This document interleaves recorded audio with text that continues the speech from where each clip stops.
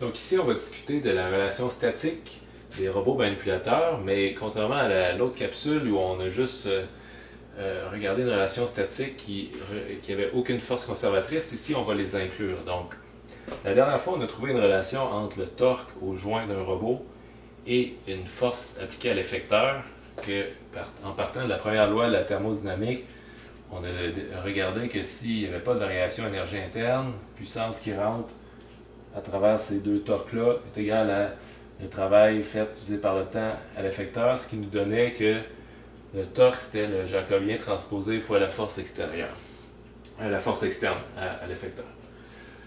Donc ici, qu'est-ce qui arrive si notre robot, comme dans la plupart du temps, il y a, entre autres, des forces de gravité, par exemple,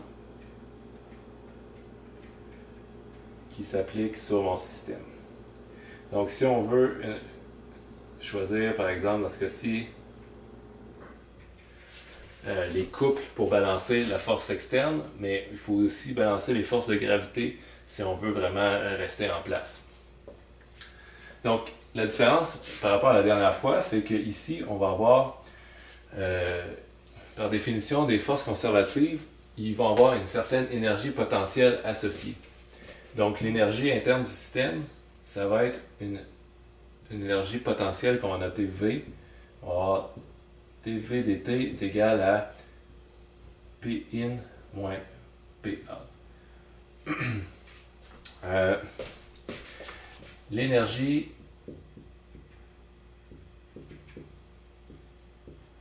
potentielle.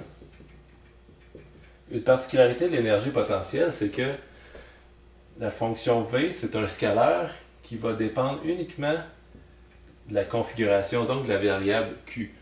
On n'a pas besoin de savoir la vitesse du robot, on a juste besoin de savoir la position, la configuration de ses joints, et c'est suffisant pour déterminer le niveau d'énergie potentielle.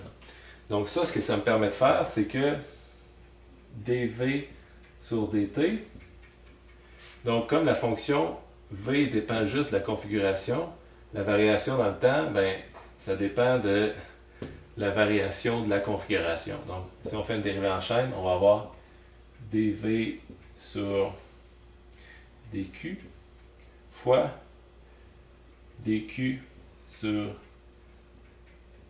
dt. Fait qu'ici, le premier terme, ça va être c'est ça qui va représenter le vecteur colonne des forces conservatives. Donc typiquement, dans un contexte de robotique, on va l'appeler G, parce que c'est un vecteur à gravité.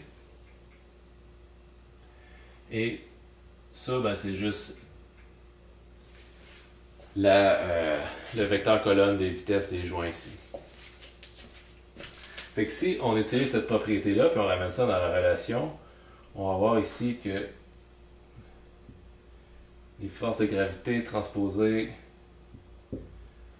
fois les vitesses au joint, puissance qui rentre, c'est ici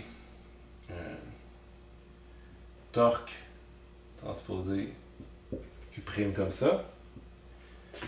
Et les forces qui sortent, ben c'est les forces à l'effecteur transposées la vitesse de l'effecteur comme ça. Donc ici, on voit que, comme la dernière fois, ici, on peut remplacer R' par le jacobien et Q'. Donc on va avoir un Q' dans nos trois termes qu'on va pouvoir éliminer. Donc ici, je vais juste prendre... Ça, c'est une expression scalaire. Hein, c'est un scalaire des deux côtés de l'équation. Donc je peux prendre la transpose. Le transposer d'un scalaire, ça revient au même. Donc on a le droit de faire ça ici. Donc je peux inverser mon équation comme ça. Je vais inverser celle-là aussi, vous allez voir pourquoi. Et celle-là, dans le fond, ça c'est FE transpose. Et ça c'est jacobien Q' comme ça. Si je vais écrire en même chose, si je vais prendre la transposée de ce terme-là aussi, puis ça va me donner Q' transpose jacobien comme ça, avec force externe. Donc si je ramène ça à une grosse équation ici, on voit que j'ai Q' transpose qui multiplie tout comme ça. De ce côté-ci, je vais avoir G. Si je ramène tout du même côté de l'équation, je vais avoir le vecteur torque. Et plus Jacobien transpose force externe comme ça. Égale 0. Donc, si on veut que ça soit vrai, même quand la vitesse est non nulle, il faut nécessairement avoir la relation ici que je pourrais écrire par torque est égal à gravité plus Jacobien transpose force externe. Donc ça, c'est ma relation statique du robot avec des forces conservatives qui sont G, qui viennent dans le fond de le gradient de l'énergie potentielle par rapport à la configuration comme ça.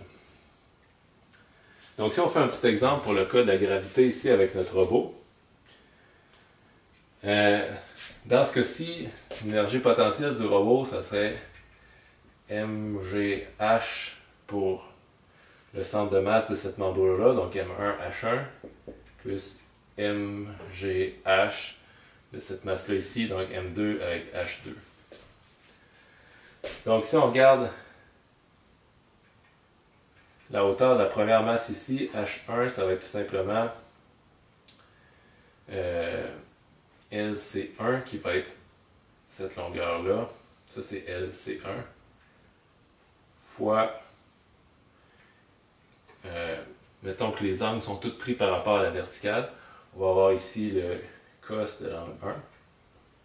Puis pour H2 qui serait dans le fond, ça ici, c'est H2. C'est H1. H2, ça va être L1. Donc on va regarder la hauteur de tout ça. L1, C1. Plus la petite distance ici, ça va être LC2, on va appeler. LC2 fois le cos de l'angle 1 et 2 additionnés ensemble. Donc maintenant, si on cherche notre équation d'énergie potentielle, on peut la ramener à c'est G fois M1 LC1 C1 plus M2 fois, ici c'est H2 L1 C1 plus LC2 C1 2 comme ça. Donc maintenant si on cherche mon vecteur gravité, c'est le gradient par rapport à dq. Si on veut être rigoureux, en fait, c'est à transposer ici de tout ça, parce que normalement, quand on dérive par rapport à un vecteur colonne, ça nous donne un vecteur rangé, par définition. Donc ici, ça va être deux expressions. La première, ça va être dv par rapport à dq1. La deuxième, ça va être dv par rapport à dq2. Et dans le fond, pour calculer mon vecteur de gravité dans cette expression-là, tout ce que j'ai à faire, c'est prendre les dérivés partiels de cette expression-là par rapport à mes deux angles ici. Donc si on le fait ici,